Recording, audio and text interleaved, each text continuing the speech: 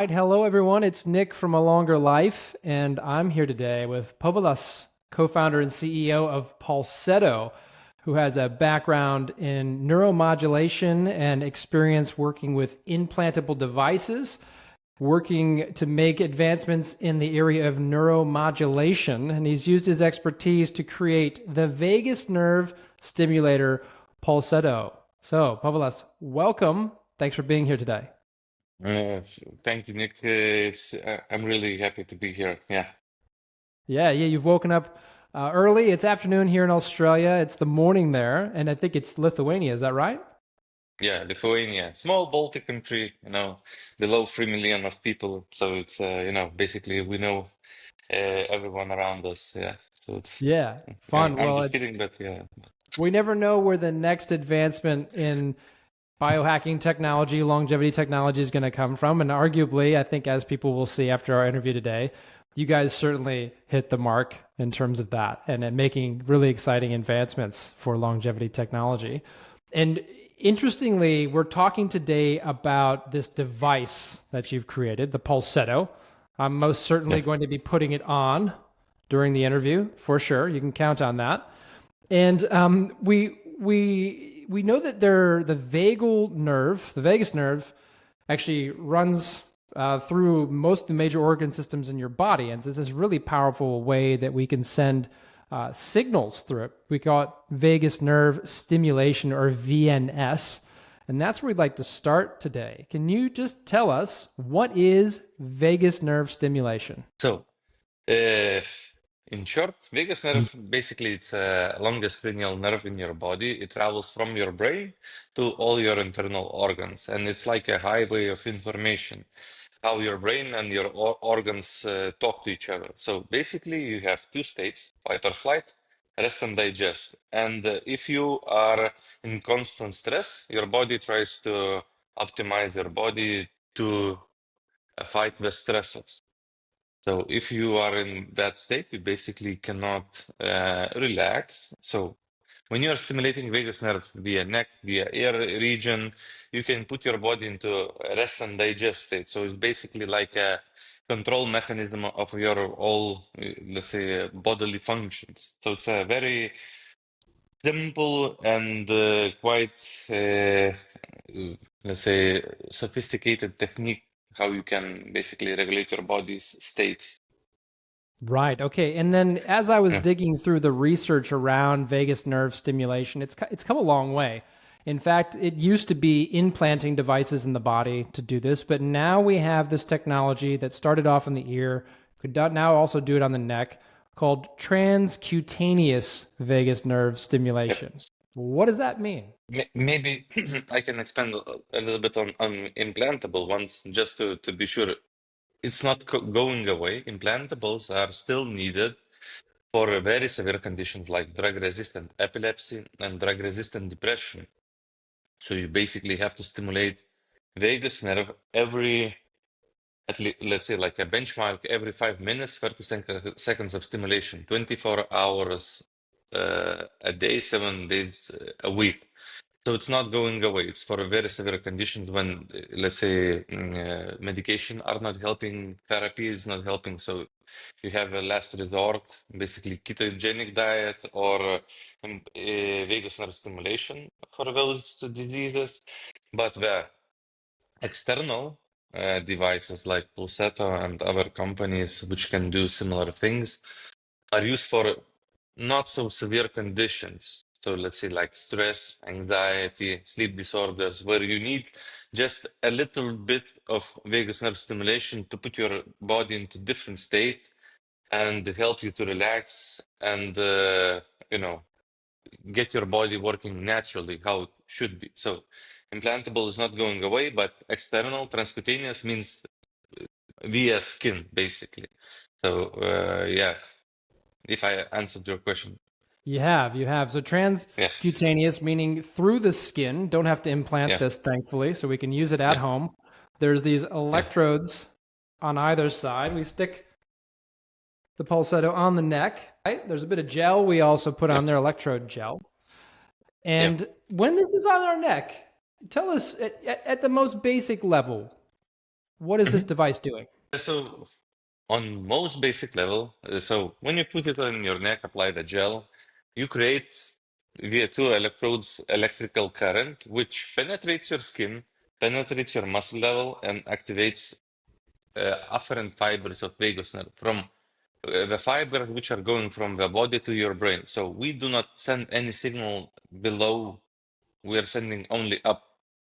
So this is basically the technology. Why we use this place? Basically, vagus nerve goes from jugular foramen ovale, so it's a hole in your skull, basically where jugular vein goes and goes here. So basically, this is what the most applicable site where you can stimulate vagus nerve because from women to men, it is from the skin to the vagus nerve. It's very similar distance. It's around from 1.3 to 1.6 centimeters in depth. So we have very control range how we can send the signal to the vagus nerve from here. Unless you are, let's say, very overweight, so it might be a little bit difficult. So that sounds really fascinating. You were saying that Mm, whereas I had assumed naively that we would be mm. directly communicating to the vagus nerve through the skin of the neck here, that in fact you're sending the signal upwards first before it then goes back Uh, down to the vagus nerve. no, Can no, you no. explain that again So one more time? yeah, so basically between two electrodes, there is a signal which travels through the skin, through the muscles, and activates vagus nerve fibers. But those fibers which are activated are sending signal from the body to the brain. So there are vagus nerve has a lot of fibers, but three major ones are afferent, which are going from the body to the brain, efferent, which are going from the brain to the body, and there are also mixed fibers. So we are simulating only one type of fibers. Yeah, Okay, right. So it's a specific yeah, type of fibers sending the yeah, communication from the body back up to the brain. that, I think yeah, we got it. And by doing this, you've had some really interesting results from your user base. There's this app that we use to yeah.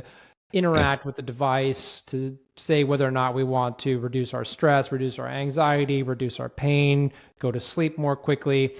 And I think it's through this app you guys have gathered some data where you have 86% of your users feeling calmer and less stressed or less anxious in just 2 weeks of using the Pulsetto. And you've got this really nice graph on your website of the stress going down.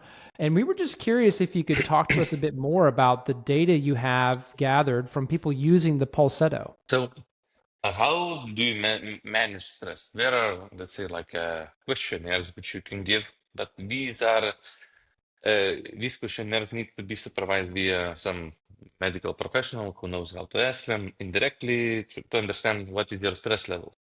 So this approach was not the best one for us. So we understood we want to be a data company, and when we want to base everything on biological markers which can be tracked quite easily these days.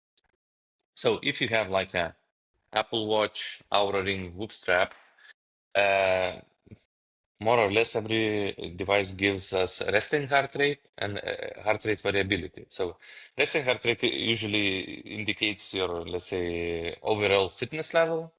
But if you are overstressed, it is a little bit higher. And heart rate variability is one of the, let's say, longevity metrics, which is also very good indicators. If you are, let's say, relieving your stress while you are sleeping, while you are meditating, etc. So we say, okay, we can improve those two metrics and show you the results. So if we can improve those metrics, we can say there is a direct linkage between stress and heart rate variability.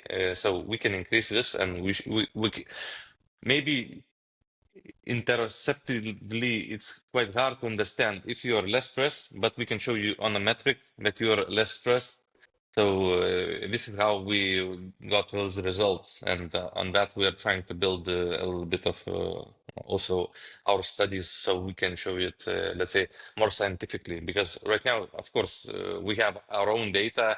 You know, everybody can ask, okay, how you gathered it, but we basically took the data with let's say we ask our customers and they gave us that data. Yeah. Okay, so you've been Yeah. able to verify this with your customer base in terms of Yeah. users not only feeling a certain way, but actual measurements of their stress, namely heart rate variability, improving through use of the Pulsetto. And would that have been within the duration of a single session? Would that have been measuring my HRV before and after I use it? Or is this the average HRV overnight improving over time? So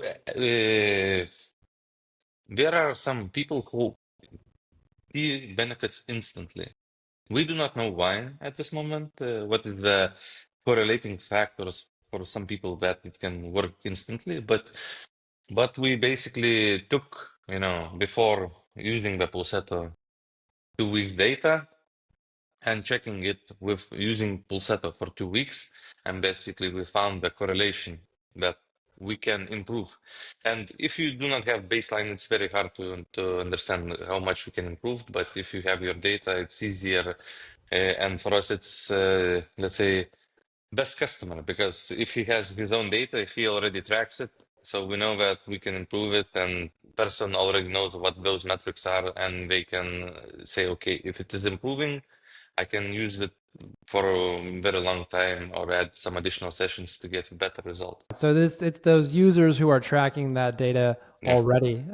People like myself, people like our yeah, audience for sure are familiar with heart rate variability. We've talked about it many different times. And so there's also some claims on your website around how long it needs to be used for some yeah. of those benefits. And there was this statement that I thought was really cool. It said, when your vagus nerve is switched on by Pulsetto, it should only take a maximum of 4 minutes for you to feel more relaxed. And in that time, your parasympathetic nervous system does its job, slowing your heart rate, turning off stress responses, and instilling calm across your body. So, talk to us about that 4 minute mark. 4 minute mark is basically like a bench line. I would say you can simulate it more, but in 4 minutes, basically you can find, to understand that usually if it is the first time, people do not understand the right place. So, let's say 1 minute goes through while you're trying to optimize the collar, how to place it. And basically, when you're sending the signal, it pushes electricity to vagus nerve, and it takes a little bit of time of exciting the fibers which are need to be activated to mimic your body's, let's say, mimic your body's uh, mm, relaxation state. So we found from our data and from previous devices data that 4 minutes, it's very good starting point. Usually it takes 2 minutes to send enough of electricity to excite those fibers. But 4 minutes, it's being on the safe side, basically. Yeah. Right now, when we are gathering more and more data, maybe we will find out that maybe 3 minutes is the optimal way for certain conditions. 8 minutes for 8 minutes can be, maybe for burnout. It's you need a little bit more time. So it's a constantly improving process. Right now, if you noticed in the app, you can track, you can connect your wearable device. Everyone can connect wearable devices. So, if you are the, let's say, beta user, we can gather data and maybe create a closed loop system for individually usage. But it's basically like a vision which needs a little bit more data and more, data scientists on our end trying to optimize those algorithms. Yeah, and actually, that brings us to a really unique point. And one of the things that I discovered when I was doing some background research on the Mm, Pulsetto device was that the individual responses to it are widespread. Some people might yeah, go in for a session trying to reduce their stress, and yeah, most people that I came across did report improvements. Some people say, of course, they didn't feel much, but every once in a while yeah, there was somebody who said it made me feel more anxious. And so I yeah. wonder, you just mentioned this kind of individualization piece that might show up in the future. Is that where this type of therapy needs to go? And Are you seeing the same sort of thing where this personalized treatment piece is relevant? I would say, basically, you need to go to individualization in some ways. I would say right now it's like we're doing not like a brute force, but basically we're activating afferent fibers. But it might be that for some people, as I talked, maybe vagus nerve is a little bit deeper and we cannot penetrate enough. So, in that side, we need to go to gather the data and we see, okay, heart rate variability is not improving the time. Maybe we need to change the frequency, which helps to penetrate deeper. So, uh, as myself, I am biomedical engineer. So individualization is the key to having better success with all the customers. I do not know how much it can be, let's say, uh, optimized because there is a very long time to understanding, doing, let's say, like A/B tests. Also, uh, designing algorithms which can be tested on individuals. So this is basically creating a closed loop for system for individual customer would take, I don't know, it might take 3 months, half of a year, and we do not know if the user will be using it as daily as we would like it. So the goal is like this, but I do not know how much it can be achieved, basically. That is Of course, the yeah. yeah True the personalization problem. is a challenge. It is a Yeah, challenge. And so you've got some of this electrode gel here. I'm just going to stick some of it yeah. on my neck, and I'm going to turn this guy on, and we'll activate in the app. And I'll run a little session while we're here. But Okay. while I'm getting that ready and turning that on in the app, the thing I want to ask you next is we just discussed how we might be able to personalize some of these algorithms in the future, but there is an Yeah, established amount of science on vagus yeah, nerve stimulation, a few decades of research actually. A lot of it focuses on specific diseases like epilepsy, yeah. drug resistant epilepsy, which you mentioned before. And while there's no research that's using the Pulsetto directly, there's a lot out there.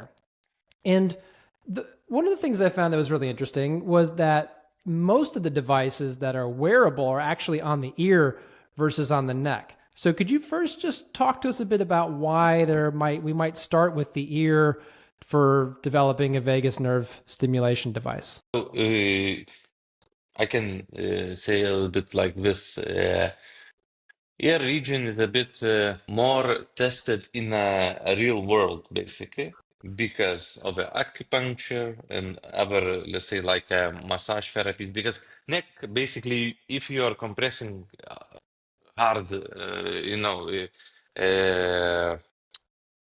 uh, if you're compressing neck, you might have some bad things because you might press your jugular vein or something and you might pass out. So not a lot of massages are done on the front of your neck. In the ear region, you can do a lot of, let's say, massages and see some benefits. So I would say from this side, there is more data on humans and from, let's say, like physicians, but uh, vagus nerve in ear, it's called tragus nerve. So it's basically one third of vagus nerve branch.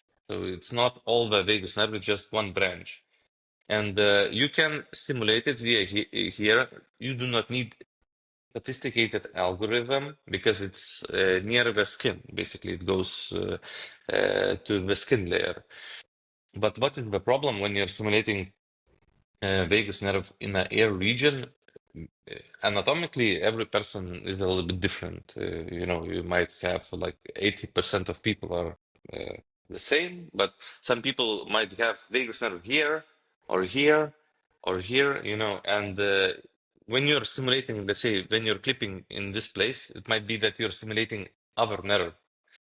So, in my opinion, this is a bit, I would say dangerous in some cases, but in reality, maybe it's not that dangerous, but we might be getting other effect that you want because there are some if you're stimulating other nerve which you do not need to stimulate, you have additional problems that you can create. And why it is, let's say, a majority of devices are stimulating in that region, because it's easier, and it is, let's say, like those devices do not need any sophisticated devices to stimulate in a region.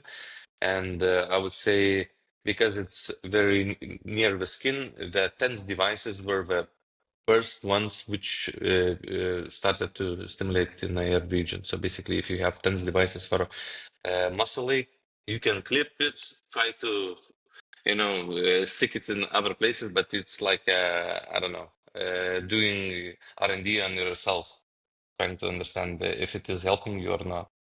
Okay, so what I've heard there is that in terms of stimulating the vagus nerve from the ear versus on the neck, that the ear, Yeah, there's individual differences between people in terms of which part of the ear yeah, might be the best location to stimulate it.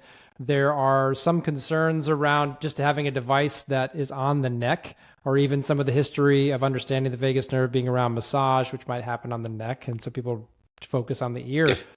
You've designed a device that's on the neck. And in fact, mine's on here yeah, running right now. It's giving me that yeah. nice little zapping feeling, stimulating me, bringing my stress level down while we do this interview. So it's going to be my best interview ever. Tell us about why you went for the neck. Why is the Pulsetto on the neck and not on the ear? In terms of, you've sort of answered that, but also it sounds to me that if you can overcome the engineering challenge, it's a better site for vagus Yeah. nerve stimulation. Yeah, so several things. So basically, we wanted to create a wearable device. So neck. It's quite. It's not easy, but you can place something on your neck. So when I was working with implantable devices, I understood that the technology is already there. Signal creation is already there. Because implantable devices are from '94, so it's already 30 years of usage. So there is a lot of data, how to stimulate in the neck region, how to activate specific fibers. So the R&D basically was done in some ways from signal side, and we just needed to create, our unique signal, how to place battery, placing electrodes, and etc. So why we took neck region, because there are all vagus nerve fibers here, not like in the ear. So it's one third in the ear. So you have faster effect, and let's say a more controlled effect. But basically it's my opinion. But why implantable devices are on neck region? Because you need to activate all vagus nerve fibers, all vagus nerve specific fibers. So that is why we created in this place, because it has a better effect. And one thing that we wanted to do, we are the first device in the world which are stimulating both sides of the neck. We're stimulating, both sides, so effects are even faster than from other devices. Yes. Okay. So you Because just made an yeah, interesting point that I want to make sure we drew out mm, about vagus nerve stimulation, and that there are different branches of the vagus nerve on either side of the neck that travel to different parts of the body. So tell us, why is it important to be stimulating both sides of the neck? yeah. So basically, if you're stimulating one side, and uh, let's say like in left side, and it can go to let's say like liver, kidneys, and it gets the signal from liver, kidneys to the brain. Okay, in what state you are in. So when you're stimulating left side, and we're basically intruding that signal, we're activating that signal, which puts your body into relaxation state. So we change that signal, which are coming from the liver, and say, okay, we need to push your body into relaxation state.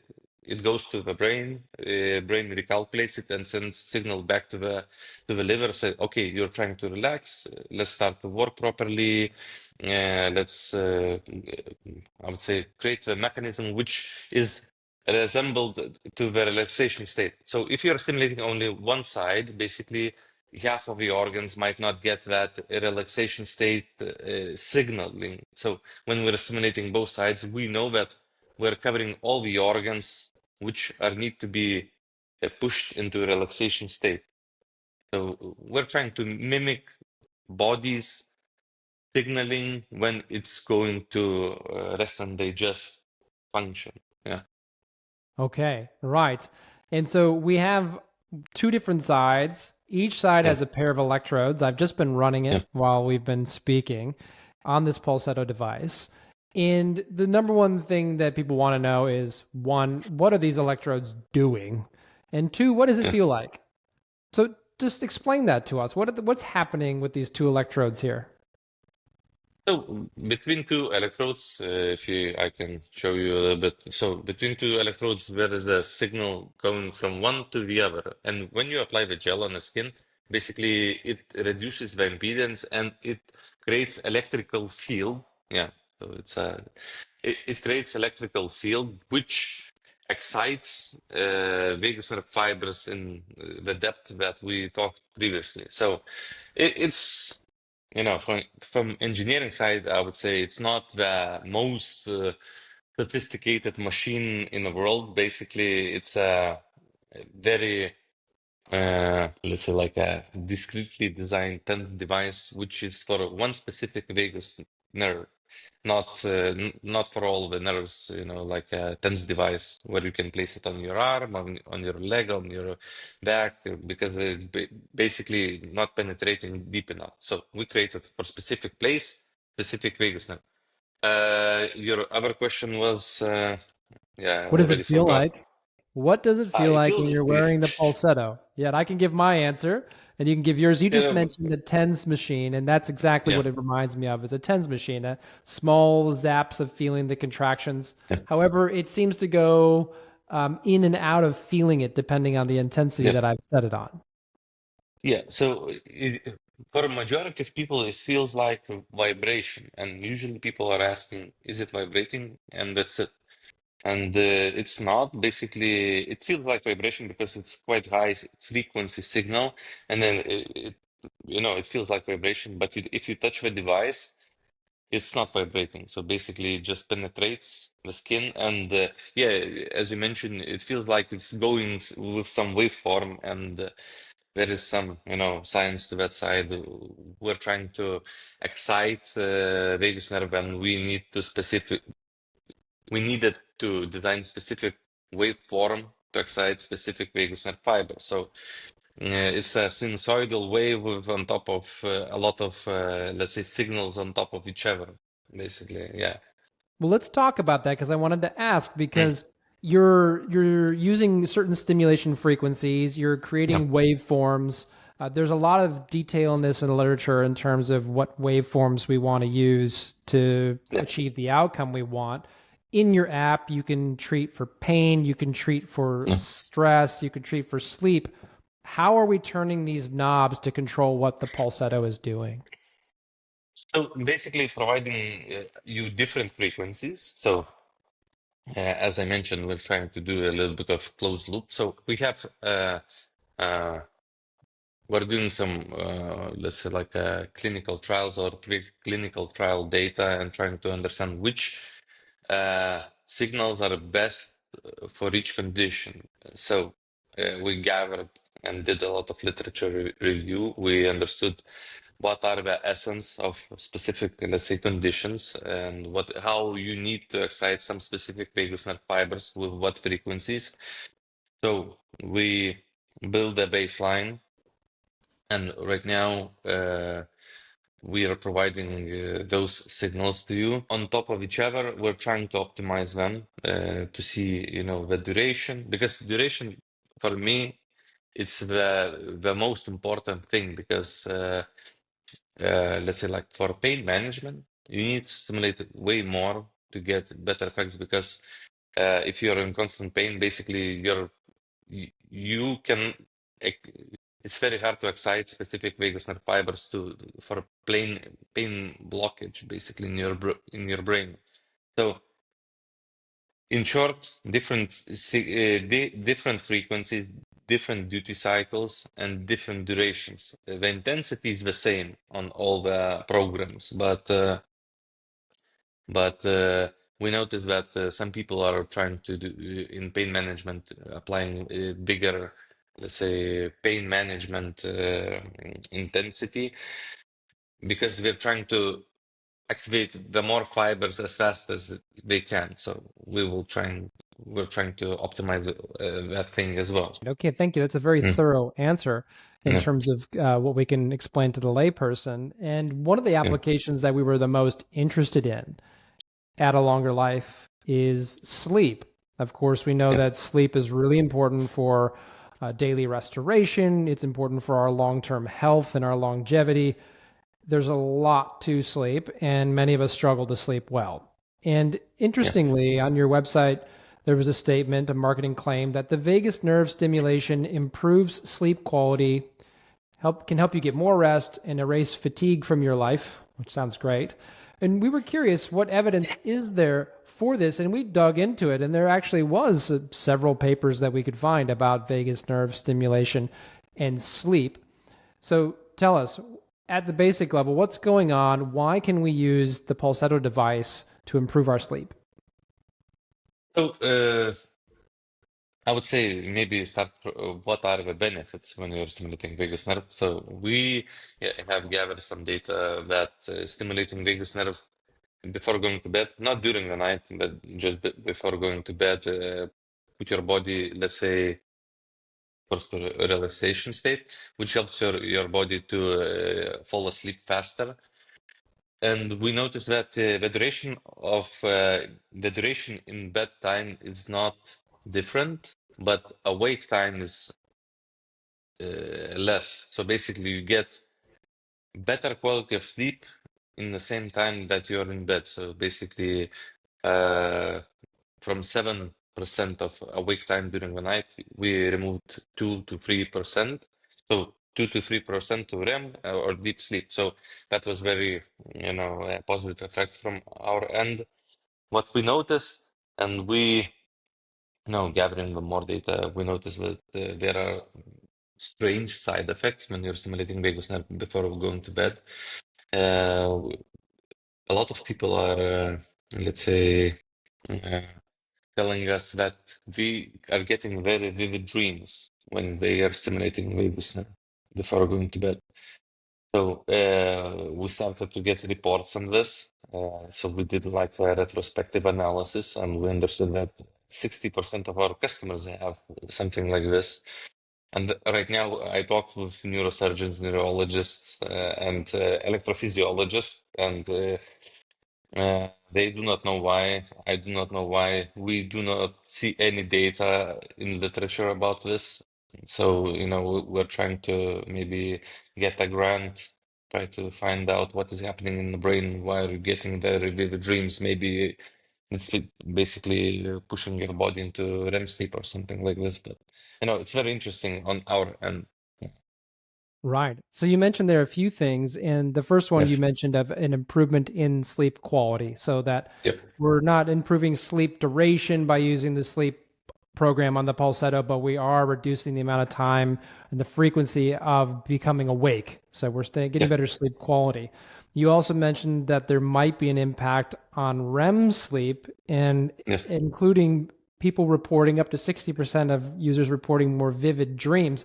And in fact, I'm very curious to hear that because I would stick myself in that 60% because I've been using the Pulsetto for the last 2 weeks. I've had many quite vivid dreams, which is very, Yeah. very interesting. And we know that does have a connection to our rapid eye movement REM sleep. And in fact, Yeah. that might be a sign that I'm getting better REM sleep. Who knows? Like you said, remains to be seen.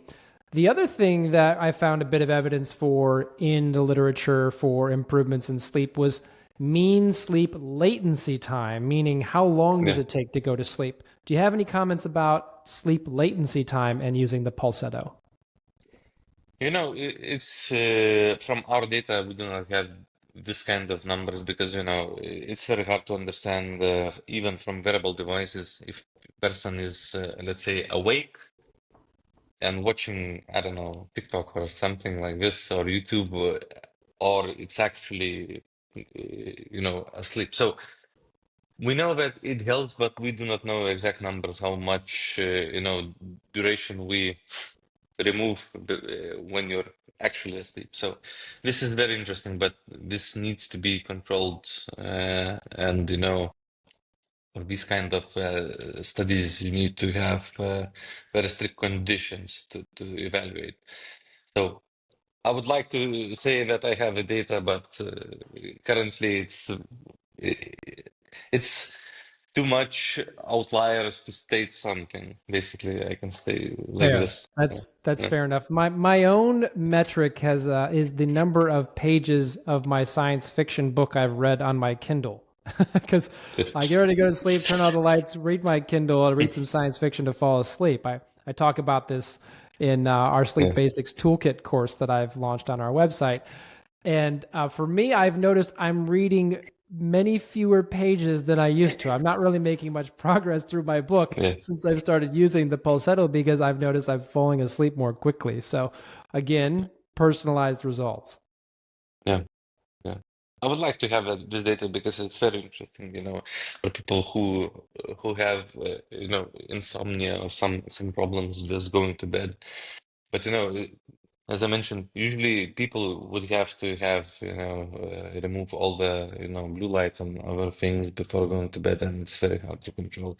Even if we do like a questionnaire or some pop-ups, remove everything from let's say vicinity, which emits blue light, and people are just agreeing it, but we do not know if it is reality or not. So science is flawed, and so are we, but on what we can state, we can. Yeah.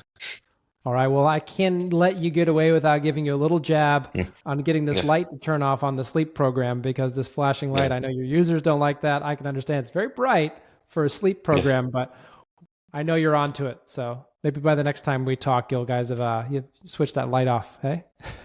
Yeah. A lot of things are done in the background, and some things you might even only understand when you get a user's feedback, and it seems that it's so simple and should be out of the box, how it was even got to the production. And it's just when you're engineering something, it's something always missed as a core thing. So the light is one of them. When we started to get the feedback, about the light before on the sleep program, and we understood, okay, why we have still this problem, and it was very strange that we only realized that this is a problem after we got the feedback from our customers. Yeah, so That's I do not how know. Yeah, creating technologies and doing the hard work of getting them out into the yeah, real world works. I've had startup companies myself. That's yeah, always the lessons we learn, and you can never predict them all. You fix them as you go. So yeah, yeah, no complaints from us. I just had to put that in there because people were asking yeah, about it. Yeah, and yeah. so we're gonna close out the interview here. You've given us some very insightful answers, but one thing Mm, that I want to know, and I'm sure our readers want to know, is mm, do you use the Pulsetto device? And if so, yeah. what do you use it for? So myself, I use it for let's say like a longevity, basically aspect. So I have quite high heart rate variability, uh, and I'm still trying to improve it as much as I can. So having a startup, being a co-founder of it, it's quite stressful. So I try to optimize my body. So I have two goals. Company. Okay, three goals, because my wife would, if she heard, she would say, okay, where is your personal life? So I have, my personal life, my body, and the company. These are three things on which I try to, optimize and try to improve. So I'm trying to improve my heart rate variability because this is the most measurable metric on which I can say if I am healthy or not. So right now my heart rate variability is around 140, so it's quite high. But on best times I had 200.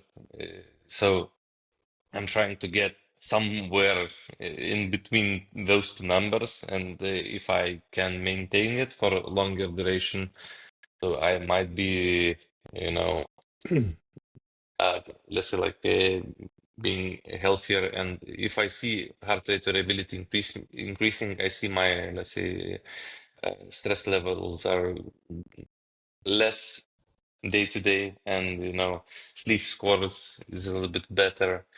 So it's all intertwined. Body is like a machine. Everybody knows that. So if you're trying to tackle one thing, basically you're trying to improve multiple things on that side. So I'm quite well uh, uh, research object from my own. So I do a lot of tests on my own daily. How is my central nervous system? How I'm sleeping, etc. So I have a lot of bio data on myself and tracking daily. Yeah. You sound like you've got spreadsheets of data on yourself, just like I do, Yeah. which Yeah. makes us kindred spirits in that way. And so I know you're going to have a really good answer to the next and final question, which is what are 2 to 3 things you're doing every day, every week, every month, however you'd like to answer, for your own longevity strategy? I mean, you mentioned you're thinking about longevity already and trying to improve your HRV by using the Pulsetto. That's one great answer. Give us 2 more examples from your own life.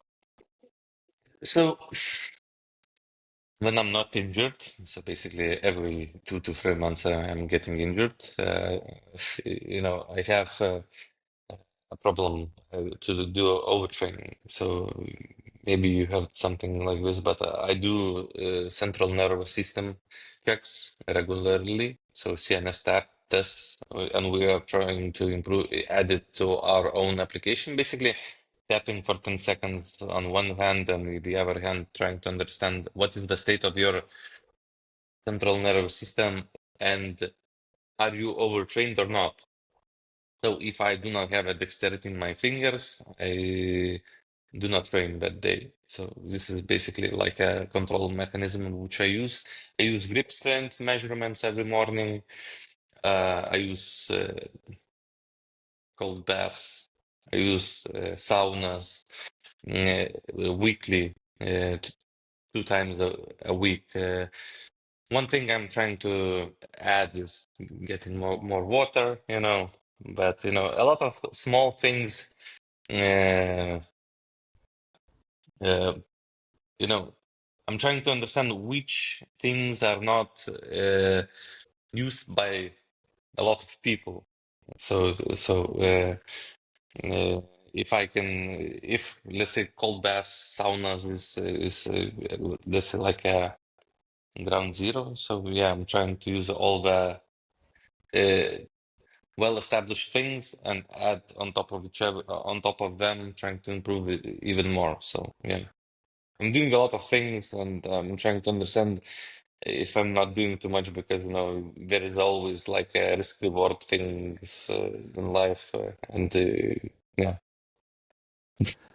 Yeah, you've framed it well in that you've got those 3 things you got to be thinking about: the body, personal life, and your business. You got to balance it Yeah, all. There's only so much you can do, and you want to make sure what you're doing is helping. yeah, And I think that after this discussion, people are going to be very curious to get a Pulsetto and have their own experience with the device, because as we talk about on a longer life, and as you've also mentioned, your stress level is really important on your body, and we can't be in optimal health without managing our stress level. And I will just say, as a personal anecdote, in the 2 weeks of using it before this interview, I have multiple times used it to shift myself into more of a parasympathetic nervous state, being able to yeah. relax after sitting at the computer feeling frustrated with something I'm working on, and being able to use that over just 5 or 10 minutes to relax myself. So I'm really glad we have a powerful tool in there for Yeah. improving our stress levels. Thank you for inventing that and bringing it to market. So Pulsetto is basically like for people who are, let's say, like longevity geeks, and other, let's say, alleyways people who have no capacity to do like a meditation or yoga session, which is, it sounds easy, but if you're trying to do it at home, basically, I don't know, 95% are just doing two sessions and going to old ways. So this is basically might be a gap filler for the those people. So, doing meditation session with Pulsetto might help you to reach the state of relaxation faster and get into deeper levels. So myself, I use it when I have a time to do like a breathing exercises. I'm trying to use it also like a Pulsetto on top of it because I feel better faster. So Pulsetto is a tool and it can be combined with other techniques as well. So don't forget that it's quite useful knowledge and trying to optimize your time as much as you can. A great place to end. It can be used in Yeah. multiple different circumstances. Povilas, thank you very much for your time today with A Longer Life to answer all our questions. And we hope that our audience goes and tries one of these devices out and adds to the data that you're collecting to Uh, understand better how we can use vagus nerve stimulation to help people with their health. Thank you. yeah, thank you for having me. Yeah, it was a pleasure.